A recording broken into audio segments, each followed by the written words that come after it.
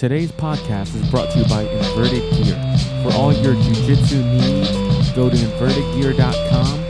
Save 15% off if you type in the coupon code ShowTheArt15 with no spaces. Our next sponsor is Chimera Coffee.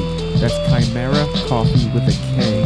They are a coffee brand that infuse their coffee with nootropics. If you don't know what nootropics are, Google it. They can do a much better job at explaining it than I can. Go to chimeracoffee.com, type in the coupon code ShowTheArt for a nice little discount. Enjoy. Michael Liera Jr., you are a black belt. You are a world champion at the blue belt, purple belt, and brown belt. How are you, man? How's everything? How's training? What's going on? What's up, everyone? Yeah, everything's going really well. Thank you for having me, first off. But, yeah, 3 weeks out from Worlds, and everything's going really well. How are you doing? Good, man. How's everything with you? How's training post-Worlds? Definitely the mindset's different, the vibe's different. Everything's kind of like, I wouldn't say slowed down, but it's definitely relaxed. There's this really weird pressure that comes along with Worlds and everything. And just like now that Worlds has passed, mm-hmm. It's just big like pressure taken off. And now like it seems like everyone's just kind of like giving into jiu-jitsu and like exploring new things and just kind of flowing through it rather than like just really beaten down on what you were trying to accomplish. So it's cool. It's fun. Nice. I had to take a little bit of time off. Edwin was ripping my foot off. So I took a few days off to kind of relax, but I'm back and yeah, I'm just like jiu-jitsu is just fun after Worlds. That's like for me. It's like a breath of fresh air, I guess, right? Yeah, I mean, I like jiu-jitsu for a whole bunch of reasons. Mm-hmm. I really love the competition, but there's also a side of me that loves jiu-jitsu just to kind of to jam out with jiu-jitsu. Like the way I kind of compare it to is I kind of compare it to like when you see someone on their guitar or instrument and they're jamming out and they're not really trying to hit like a song or anything. Like they're just kind of like jamming through their music. That's how I feel about jiu-jitsu after Worlds. So like being able to do that makes me really happy. Nice metaphor. That's pretty awesome. I never thought of it like that. Mm-hmm. What is the focus when you're in Worlds training, like while you guys are sparring, as opposed to when you're not in Worlds camp? Like you said, you're kind of jamming right now. You're flowing. You're trying new things. You're just living in the moment. But when you're in Worlds camp and you're rolling, you're sparring, what is the focus? How does it feel as opposed to jamming out?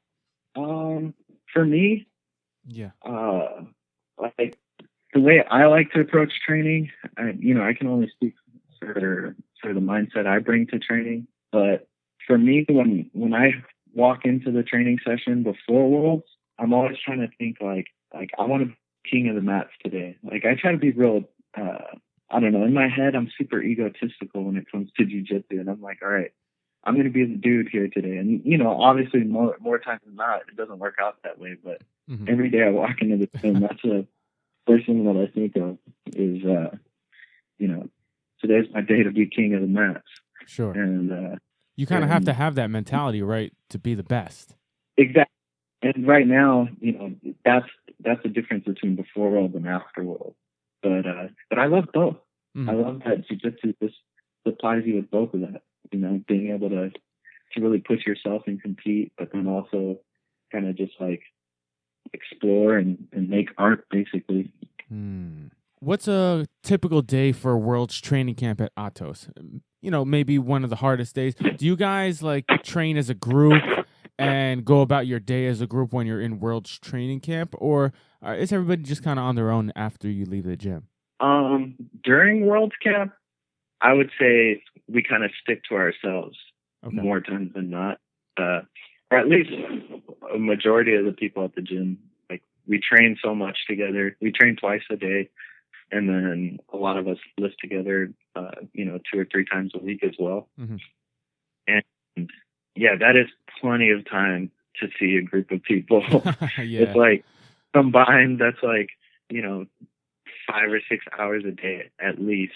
So when we leave the gym, most of the times, we leave the gym and just go home and relax. Gotcha.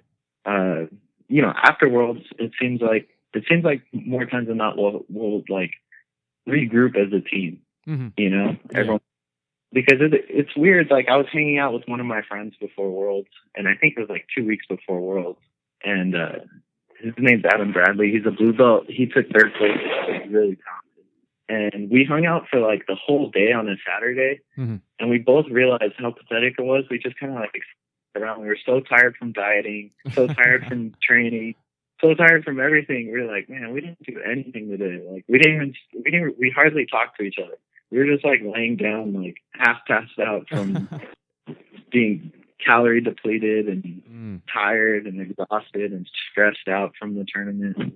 But yeah, like it's weird how big of a deal we make Worlds. It's a huge thing to all of us. Yeah.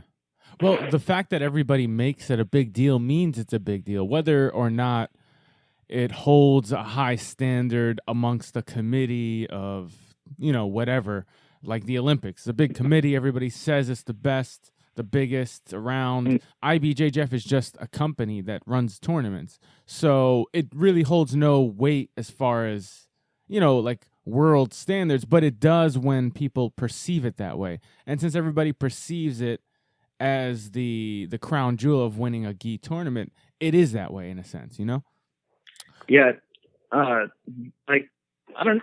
It's weird how, like, I've been doing jiu-jitsu for 10 years now. Yeah. And I've been doing Worlds, like, I think my first year was in 2009, and I haven't missed a year since. And it's weird how, like, just kind of naturally my year shifted from, like, starting in January and ending in December to where now it seems like my year starts in July and ends in June. Okay. Like, jiu-jitsu has given me a completely new year and take on the calendar. Because my year begins in July when summer hits and ends June 5th on Worlds Sunday. I see. Yeah. Like January is not the beginning of the year. It's like when you leave school, like you're done with school, you graduate high school, like you don't think in the sense of like get out at 3, do this, do that, summer off. Yeah. Right? I see what you're saying. What are your goals moving into the future? Obviously, you want the black belt world title. Is that your main goal right now? Well, right now, like I've set a bunch of goals for myself, jiu-jitsu related and non-jiu-jitsu related. But for the jiu-jitsu related goals, the number one priority right now is winning the black belt worlds. Okay. And the next few years are going to be, I'm dedicating everything I can towards achieving that goal. And then once all that's said and done, eventually I want to open a gym and do the whole jiu-jitsu, that whole path, basically, owning a gym and starting. So has that been a dream of yours for a long time, or to own a gym? To own a gym has been something that I've been dreaming of as of recently. Mm-hmm. Like, it's not a long time dream of mine, but as of recently, I've been, really excited for it. And yeah, I'm really excited to start that. Like I've been to, I would probably say hundreds of academies now. I've seen hundreds of different instructors, that's for sure. Yeah. So, but like I'm starting to formulate my opinion on how I should run my gym and run my team. Sure. And you've trained with a bunch of different legends, really. Like you got your blue belt and your purple belt from the Ribeiro brothers, correct? Yeah. Yeah. I was really lucky to be here in San Diego. Mm-hmm. All the good jiu-jitsu guys basically came here. Mm-hmm. So yeah, I've trained. I got my blue and purple belt from Sala and Shanji, and I spent a good amount of my time there. And then my brown and black from Andre. Yeah. What is the difference between training with those two teams, with those two instructors? If I had to say that, well, any academy is going to be different. Sure. Honestly, like the time that I was with the university, mm-hmm. like the amount of talent that we were training with, and the intensity that we were training at. You know, I won blue belt worlds there. Like, it was really good times. It was really good. It was a really good couple of years where I had done camps there. Yeah. And you know, I'm really glad I got to spend my time there. That's for sure. Paul and Shanji are straight up legends of the sport. Sure. So like, it wasn't really all that. I wouldn't say it was too different. Mm-hmm.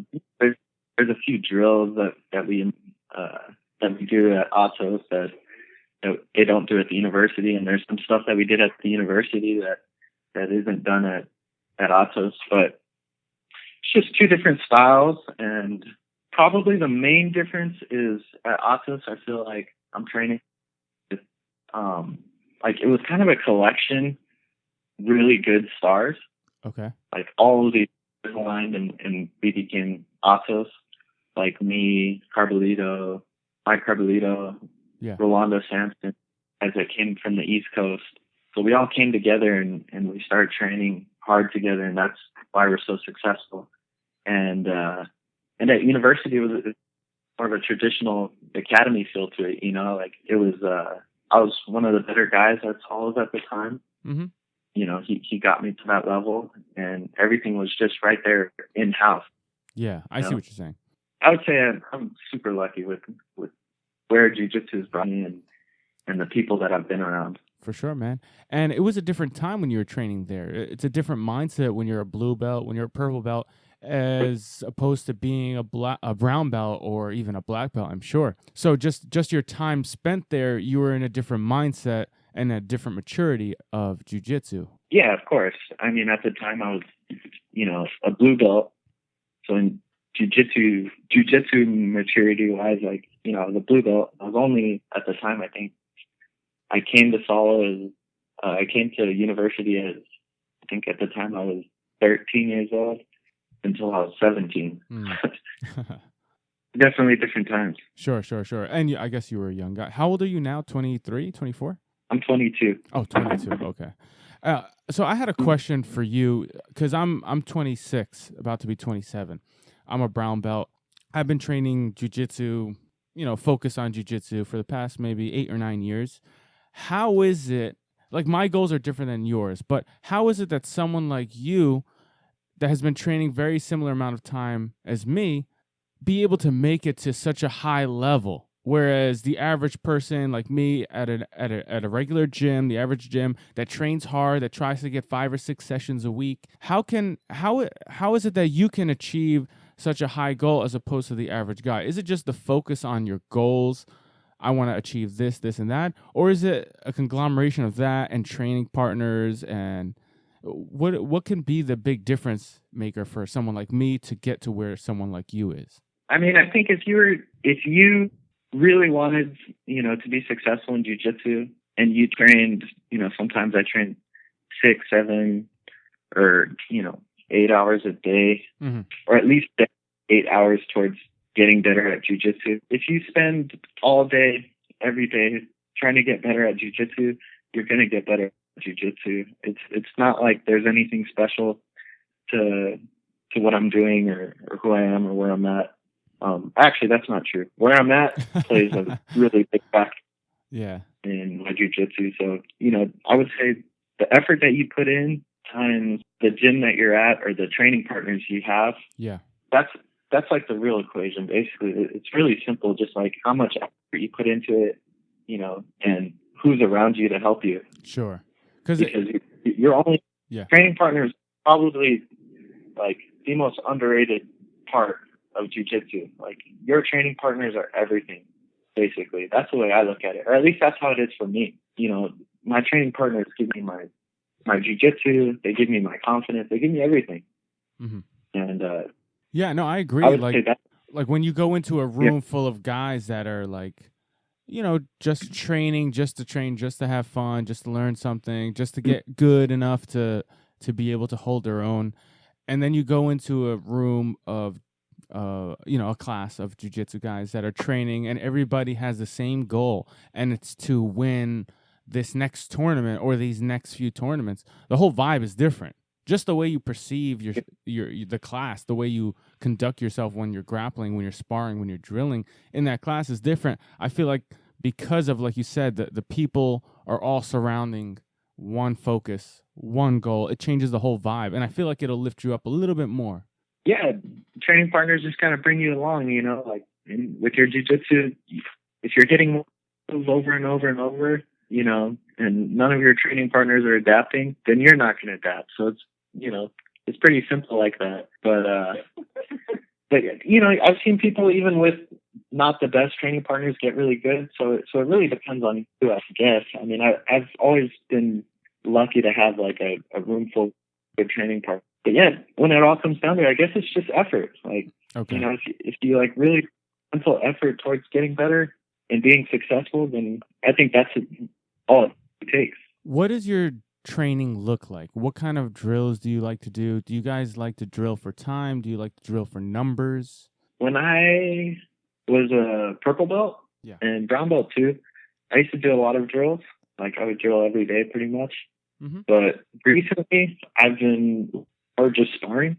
I try to spar in our competition classes with all the competitors, and to replace the drilling, I've just added more sparring, but sparring with like the students of our gym, of our academy, and they're not full-time competitors, and then I just try to like kind of get used to moving with them, like I'll set like in my mind for that training session. I'll be like, okay, for this training session, I'm going to work X guard, or me being on X guard on top, or anything, or my balance, or whatever it is, and then I'll just kind of skill build that whole training session around whatever I want. Sure. But yeah, it's just normal sparring, really. Like our training is, there's nothing special to it. It's just a lot, and it's just good, hearty training, really. Nice, man.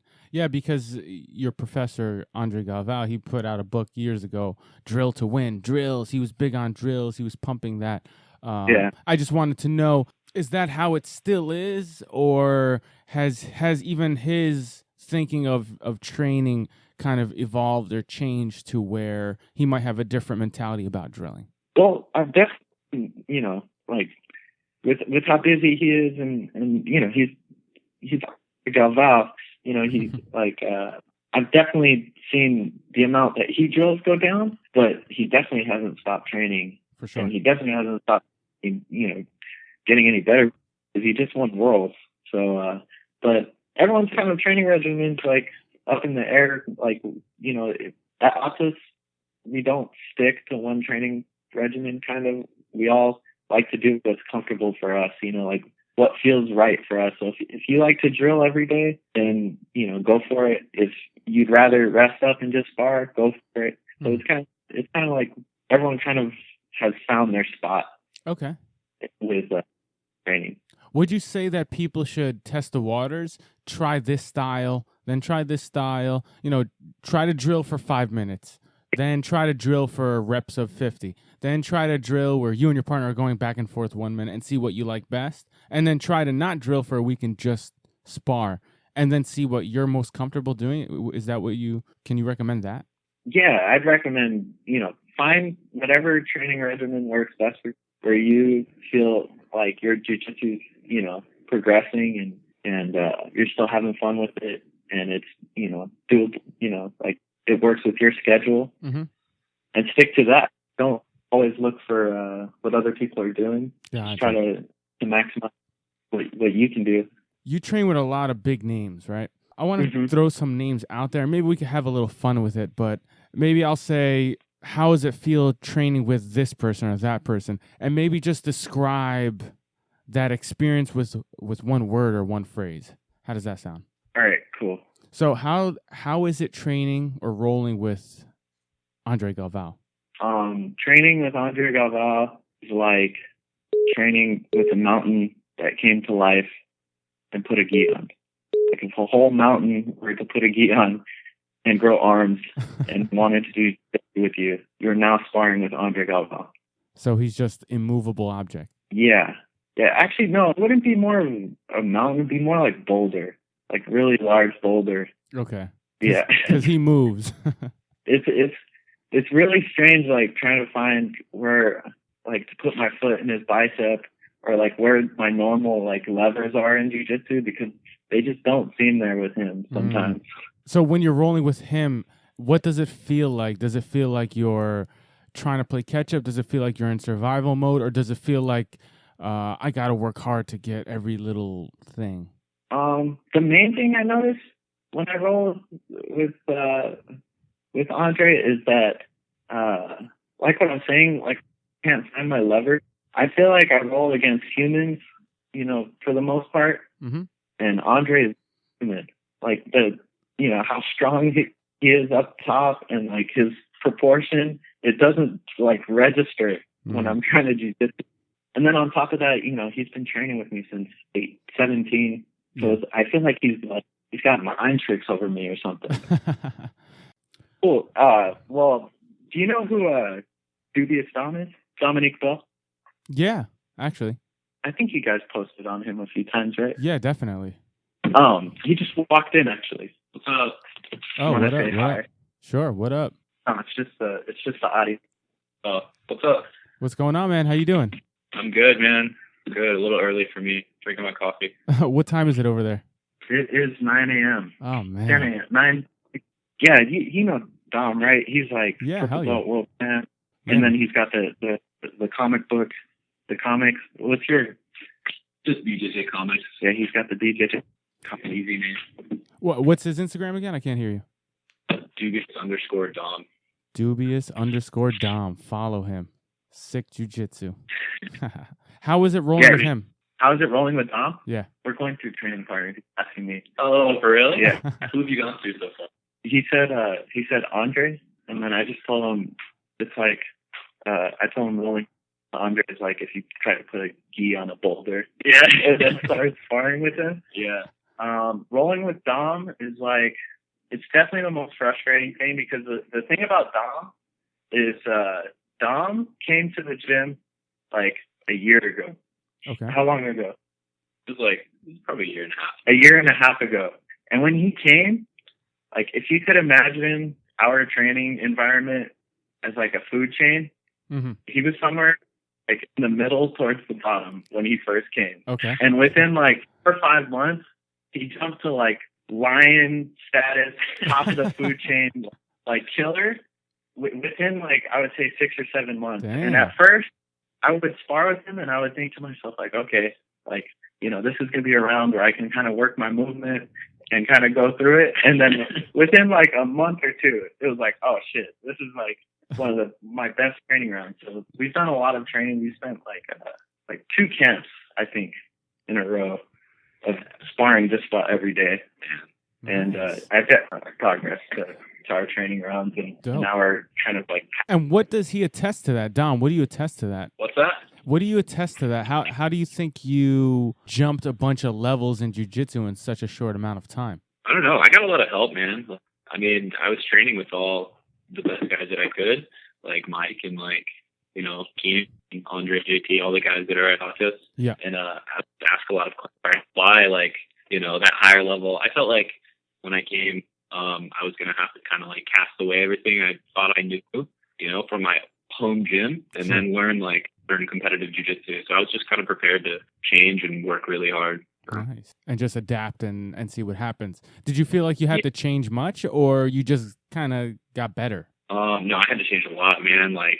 I would ask questions about everything, because the jiu-jitsu you learn for a normal academy is not the same jiu-jitsu. It won't work the same against top level competitors. It's just, this is not how it goes. I came to Ostos and I was trying all my stuff that would work on these retired cops and stuff I would roll with, and they would fall right past, and nobody would fall into anything when I got to Ostos. They would just be alive immediately. So I knew something had to change. There's a different way. I had to That's pretty interesting. And if you want to jump in on any of these questions, please feel free. Mike, moving on to another teammate of yours, can you describe rolling with Keenan? Okay, rolling with Keenan.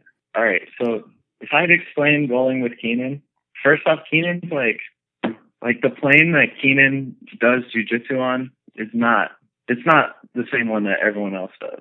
Like everyone else uses. Like the angles that he looks at jiu-jitsu, the angles he finds in jiu-jitsu and the levers he finds are different than anyone else I've ever seen. And then when you compare that with like, basically like long bag of bones, but strong, when you combine it with that body type, just like Andre, it's like rolling with nobody else. Like there's no other round like Keenan. Yeah.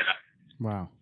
You really have to, when you prepare to roll with Keenan, you definitely have to do that. Okay, I've gotten really good at rolling with Keenan, but at the same time, I feel like it doesn't apply to like jiu-jitsu. Like there's rolling and then there's rolling. Like when I train, I'm like, okay, I did really well with Keenan, but I feel like it doesn't help me like get better at rolling with other people. Gotcha. Because it's so different, so strange. Huh. So you have to play like mind tricks and like distract him with things and. Yeah, like, well, if I start trying to trick him, that's not a good idea. Like, he's definitely going to out-trick me. I usually have to really catch him by surprise and go for, like, 100% right from the beginning till the end. That's the best way. That's where I find my most success. With Keenan, just the comes up with the tricks that he has, like, there's no way he can keep up with that. He's, like, navigating, like a minefield or something. He's, like, got a plan from, like, everywhere, man. Like, you'll feel like you're doing good. At least for me, I feel like I'm doing really good. And like, I feel like I'm about to get something. And then, I'll fall into like some trap that like he was trying to set up or something. You know what I mean? That's awesome. It's like a very awkward role. Like Mike said, it's like tricky, like very tricky jiu-jitsu, Even Leandro Lowe had like 2 really brilliant matches against him. Yeah. And he played them well. But even Leandro Lowe isn't trying to pass him, the same way he passes everybody else. Yeah. His guard's just different. It's strange. So you would say his guard is strange. It's definitely wicked. His style and his approach to jiu-jitsu is definitely, definitely got like nasty, wicked, like feel to it. I feel like you have to be when you're rolling with him than other people. I feel like you can go hundo and like just try to blitz really hard, but you might fall into something if you can. How does it feel to roll with JT? Oh God. Rolling with JT is like, how would you say rolling with JT and stuff? It feels like you're caught in like a mudslide, like you're just being buried alive. Because like he puts pressure so constantly and like so insistently. Like even if you know what you do to like off balance him or like get something going, it's always going to be like super difficult, man. Like, I don't know. He has insane pressure. I feel like with jiu-jitsu, like I'm always trying to keep my knees to my chest and tight like a ball, and JT is just really persistent on unraveling that and like flattening me to the mat. Like they're really persistent. Yeah, and when we say really persistent, we mean fucking persistent. That's all. He either gets it or he just keeps going until he gets what he wants. Yeah, basically. Like you're not gonna like discourage him from like smashing your guard. He's just gonna continue on until he gets it. So he doesn't change his plan of attack much, even if you give him something different and kind of disrupt him. He is super complex and he has a bunch of different ways to like change it up. It's not like he has one pass and he's just going for that. No, the passes he has, on both sides are super complex. They're just one style. Yeah. I feel like they're one, basically just one style of attack. And every once in a while, you'll feel him pop up and do something real crazy, and it'll surprise you. But other than that, he'll just bury back down and start trying to put pressure. Interesting. When you guys describe his passing, it kind of sounds like Marcelo Garcia style passing. Yeah. Just like a lot of pressure, very explosive, but very persistent. He has a couple of moves. He has a diverse game, but it's very just like, I'm going to get this particular style of passing, and that's it. I'm not going to start playing like the stand-up speed passing Rafa Mendes style game when I don't do that. Yeah, I would say that they're pretty similar, especially on top, because in training, I've seen Marcelo move fast and seen Marcelo blitz super hard, but in tournament, he really just slows people down and sets up shop in the half guard. Yeah. And I would say he's similar to that training. He moves super fast. In the tournament, it seems like he feels real comfortable pushing into the half. This question is for Dom. Mike, you can't answer it. How does it feel to roll with Michael Liera? Man, a lot of the times it's very frustrating, dude, because Mike's got good top and bottom games, but usually, like, I'll try to play top on him because I feel like his De La Riva game is very applicable to, like, the guys that I fight. Uh-huh. Man, he was showing a technique last night, and it was just like a De La Riva to, like, what do you call it? What was it? The waiter sweep? And when he had the De La Riva on my leg, his De La Riva hook was so strong, it was like bending my knee in and like hurting my knee. Like, we're just drilling, but I had to like open my knee really. Like, he's super strong on bottom, and his techniques are great, man. So, like, I don't know. He's quick at capitalizing in a very technical way. Like, he'll break your base, and then like it's not very scrambling, man. It's like he just does the technique with precision, and intensity. So it's very like it's very dangerous. You know what I mean? Because when he goes for something, it's going to be like the perfect technique. And so you're going to have to be like on point if you want to defend it. Nice. Great description. Last question on training. I hear that, you guys cross-train with Art of Jiu-Jitsu Academy. Have you ever rolled with any of the Mendes brothers? And if so, how is it training with them? Ever since 2012, I've been training with Rafa and Guy. I've been training with the Mendes brothers ever since they first came to California and started training with Atos here in San Diego. And this was even before AOJ even existed. Yeah. It's been 4 years now. And again, I'm to have them as training partners and have that opportunity. I believe Rafa's the best in the world, and Guilherme is the best coach in the world. So to have both of them. And how does it feel to roll with Rafa Mendes? I would say Rafa's just perfect.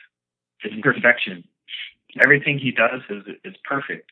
It's literally like his body is in the right place at the right time at all moments. The grips he makes, the guard structure he constantly has, and like is able to like change guards, so fluently and like safe at all times. I don't think there's anyone else like that out right now. And how about rolling with Guilherme? How a person so small can seem so big at the same time, I don't know. Like when he's on top, it's like there's no way this little dude is applying that much pressure on me right now. Like it doesn't make sense to me. Like normal things that I do to like relieve pressure, and it works against guys that are like twice his size. But with him, it's just not there. Like my options are changed. Like it's not like lifting with my normal hook here. Yeah, extend him with my normal foot in the bicep here. It's weird. It's strange. It's kind of scary, like seeing the ceiling when you roll with them. Like you get the upper threshold. It's very deep. The skill like disparity between like a new black belt and these guys who are like apex, is very, very deep. So like I know personally, like I'll spend all this time training hard and like building my confidence. Like, oh, I did good with this like really competitive black belt. Like I'm good, I'm good at jiu-jitsu. And then I roll with like Hoffer and Guy. I'm like, man, I don't know anything about jiu-jitsu. Like I don't know anything at all. It's crazy, man. I hate that feeling, like, man. When you go with people like that and you're like, what the hell have I been doing for the past how many years? Yeah, I've had that thought. They're so far ahead. Not only is it like looking at the ceiling, figuratively in jiu-jitsu, but it's literally you're stuck there with the cross face being applied to you, and you're looking at this, going through like, okay, how did I end up here? What do I really want to do? Yeah, like where did I mess up to end up here? Yeah, and Guy he's another guy like JT that's so persistent in his game plan, and he really doesn't settle for anything but that. And it shows in his competitions where time and time again he gets the same freaking guard pass to the same choke. Like he's one of the best indeed, man. Yeah, he's one of my idols for sure. I pick his brain every single time. You're wasting your time if you don't pick his brain. Take that opportunity. Like, why did you show up? Like, really, really good. Before we end this call, I want to go into the last part, and that's the fan questions we posted on social media. People ask questions just in general, whether it's to you directly or just jiu-jitsu questions in general. So I'll ask the question and maybe give either one of you guys, both of you guys, if you want. All right, one question I have from @j.merk on Instagram. He asks, where do you see the American BJJ grappling scene in the next 3 to 5 years, tournament-wise, compensation-wise? Compensation-wise, like money? Yeah, like money. American jiu-jitsu scene. I mean, we're coming up for sure. Yeah, I mean, I think, like I said, like in the past 10 years, I've seen this sport grow exponentially year after year. So I can only imagine 5-10 years from now. I mean, I have no idea. I'm just trying to like ride it. I'm trying to ride the wave basically and have fun and goals accomplished, but I really don't know what. Next question from Jazz Jitsu. Okay. They ask, now that jiu-jitsu has become so prominent, do you guys think there should be more weight brackets? If not, what do you think is the best practice for making weight without compromising your health? I think the weight divisions we have are adequate. There's 10 divisions, which is plenty. And as for, not compromising your health, I think you just have to find it is for you and then attack it as, safely and as, intelligently as possible. Like, face with your weight cut, that's all on you. Mm-hmm. And mainly it's just time management. Like, you need to be able to like schedule out how far ahead you're going to cut. If you're going to make a really big, don't cut 10 pounds like 2 nights before or something. Exactly. Yeah, that's what I did this year. Like, you should know better if you're trying to make a weight class that's 25 pounds under your walk around weight. It's probably not a good idea, essentially, right? So that's on you. Yeah, just be smart about it.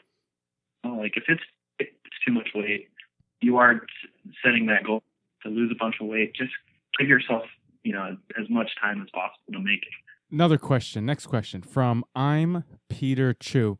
This guy asked like 10 different questions, but I'll go through 1 or 2 of them. He asks, what advice do you give someone who is a nail more than a hammer in training? A hammer or a nail more than a hammer? I would say, like, focus on like small victories, like getting to positions where you can back or like set up different guards, or use little transitions that you can hit as mental victories and to keep positive. Mm-hmm. And then it's like the jiu-jitsu aspect of it will progress because you're constantly having a hard time in training. It's really just keep going. That your jiu-jitsu is getting better. A lot of people have a hard time because you can't see your jiu-jitsu better sometimes, a lot of the times. But what you don't realize is everyone you're training with is getting better too. Just try to enjoy jiu-jitsu. Don't lose the love for it and keep going. Awesome. Next question from the same guy, because he asked a bunch of good questions. I'm Peter Chu on Instagram. He asked, what mental preparation do you guys do before training or competitions? Mental training. Mental preparations. Watch some Eric Thomas videos. I would say we do more spiritual practices before, where we watch nature videos of apex predators taking down gazelles.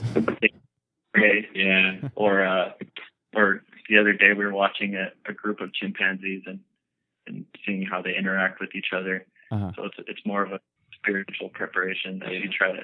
I'm trying to work that like primal like chimp rage more into our game, like that animal instinct.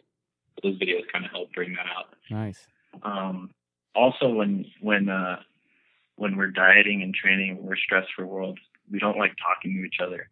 Okay. Just every man for themselves. Just keep your thoughts. For some reason, we get into this hypnotic state of YouTube where we can share YouTube together, but but nothing else. So that's kind of where we meet is YouTube. Nice. Yeah. I said our communications evolves into just pictures and videos, just the sharing that. You know what gets me fired up before training? Just watching, like going back and thinking about like an awesome match that I remember, like thinking about just going on YouTube and looking up Rafa Mendes versus this guy or that guy, or looking up one of my favorite grapplers and just trying to research their matches and then watching them do all the techniques that I've been trying to hit right before class. I feel like that gets me like fired up for class when I need the extra motivation. Oh yeah. Yeah, when I'm firing myself up for class, I usually just try to put my intentions on like, oh, these guys are about to get it tonight. Like I think like, man, like I don't really watch matches. I usually think about like all the stuff I'm gonna do. I try to like imagine myself having a really great night of training. Yeah. I'll watch matches if it's like a normal class and I want to work technique. Like, but if it's a comp class, it's just like mental preparation. That's getting ready to fight as hard as you can. I'm more inclined to go back to nature videos than watch training videos. I'm gonna try that. That's pretty awesome. Last question at BEJ Do BJJ asks, what is the best way to train jiu-jitsu when you're returning from a month off? I would say just jump back into it. I mean, I don't know any other way. Put your gi on and go there and get it, dude. Just stop whining and go in. Yeah, don't try to go full tilt first day, but just go back in and get over that, like, train for a little bit. There's like a little mental block. I don't know. It's hard to like back in. Like there's this wall that prevents you from going back in. Just do it. Just go back in. Okay. If I ever have to like, well, last year, I got injured and I was out for 5-6 weeks. And even after Worlds, I took, a few days off. Like for me, if I want to jump back into jiu-jitsu, I always try to make sure my first week back is consistent. So if I tell myself, I'm going to train 4 days this week, 5 days this week, or 3 days this week, if I'm going slow, I just try to make sure it's consistent. I stick to it when I come back. Otherwise, you play with coming back forever and not go through with it. So I think being consistent is always good. Well, guys, we're running out of time, but I really want to thank you, Mike, for coming on, and Dom for making a special appearance. Please, guys, tell everybody how they can reach you real quick. Go ahead, Dom. My Instagram, dubious_Dom, or you can check out my website, bjjcomics.com. And then you can find me on Instagram, Liera Jr., or Facebook, facebook.com/Liera Jr., or my website, LieraJr.com. Thank you for having us. Yeah, man, that's sick. Thanks. For sure, man, and I really appreciate it. And hey, we'll talk to you soon for sure. I said actually questions for you, but we can save that for next time. Oh no, please, let's go right into them. What's the question? Oh, yeah, right. I love questions. So, okay, question number 1. Okay. Would you say there's any like spiritual side to your posting of Show the Art, or like spiritual connection to any of the posts where you feel like you're proud of them, or anything more than? Do you feel like your Instagram is anything than just? Do I feel like it's what? I didn't. It's cutting off a little bit. Do you feel like your Instagram page, Show the Art, is more than an Instagram? Do you feel like it's got something else to it? Oh yeah, I feel like, right. 100%, man. I feel like we're trying not to sell out. Like I don't wanna post things, or it's me and my instructor Marcos. We don't just post things. We don't just do things. We do them because, like, man, I saw this awesome technique and I want to show it because I love it. I don't care about the likes. We don't care about the I don't know, all the views or whatever you want to call it.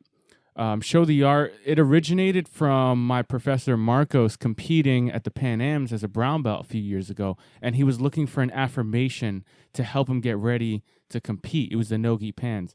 And, he woke up that morning and he was just searching for words, and he came up with like, man, just relax, just go out there, forget about your students, forget about what your parents are going to say, what your girlfriend's going to say. Just show your art. Just go out there and just show your art. And that phrase stuck with him, and it inspired him, and it inspired me. It also inspired our students, and we just kind of kept with that, and it just evolved. Everything just evolved from there. Like from there we just started making videos and content. And you see us, we're not like posting every 3 seconds. And when we do share stuff, it's usually because we like it. I'm not trying to like sell anybody anything. When we sell hoodies and shirts, we're not shoving it down people's throats. If you want to support us, you can, but it's more of a lifestyle, more of a brand more than anything. Yeah, that's why I because I can feel that there's something else to that page, coming from you, and everyone kind of appreciates that. Mm-hmm. Thanks, man. Which is going to into my second question, actually. Okay. I was speaking to a friend of mine who's in the jiu-jitsu video scene. He says there's a scene for jiu-jitsu video making and doing and watching.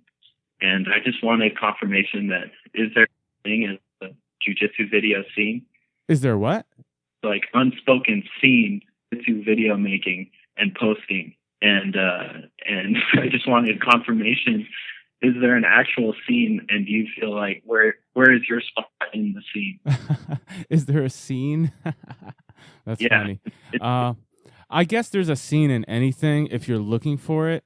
Honestly, we're not looking for it. We don't really care, man. Like, we're just posting stuff because we like it, and we try to do it as like safely and comfortable as possible. But I guess to answer your question, we're not really like searching on Instagram all day for who else is doing what we're doing and how can we beat them. And so I said, so there is a scene, you're just not aware of it. I guess, yeah. That's Is that a good thing or a bad thing? I don't know. Do you have any questions, Tom? No, I mean, I did want to say that, like, I think it's cool that you guys post videos on your page of like lower belt hitting techniques too. Like, I just think that's like a small little like thing that's like I kind of appreciate it. Like seeing like a black belt or a blue belt like hit like a super clean technique instead of just like black belt finals techniques and stuff. Yeah. So, thanks, anyway. man. Thanks. I thought your question was gonna be how come we don't post more videos of you? No, thanks, guys. Seriously, we appreciate it. We appreciate that you see more to what we're doing, and it's not just like I feel like anybody could start a page, like every page that they see. I could go online and just follow like 5,000 people, and I'm bound to get at least 5,000 followers. Like anybody could do that, but we're more than that. I feel like if you check how many people we're only following jiu-jitsu guys. I'm not following 20,000 people. You know what I'm saying? Like what we do is very organic. But anyway, thanks guys. Appreciate it. That's all I had for questions. Excellent. Cool, man. But thanks guys for coming on, and we'll talk to you soon. For sure. Yeah, thank you. Thank you for having us. If you guys enjoyed this podcast, please subscribe, like, comment on our iTunes or Stitcher or any platform that you are on. It goes a really long way, guys. When you subscribe, it pushes us further along, and it allows us to continue to bring you these podcast episodes with our guests, and it really helps out a lot to subscribe. It makes it a lot easier. It automatically downloads the episodes on iTunes. It's just easier to get us on your phone or your computer. So please subscribe. That's one of the biggest things you can help us out with.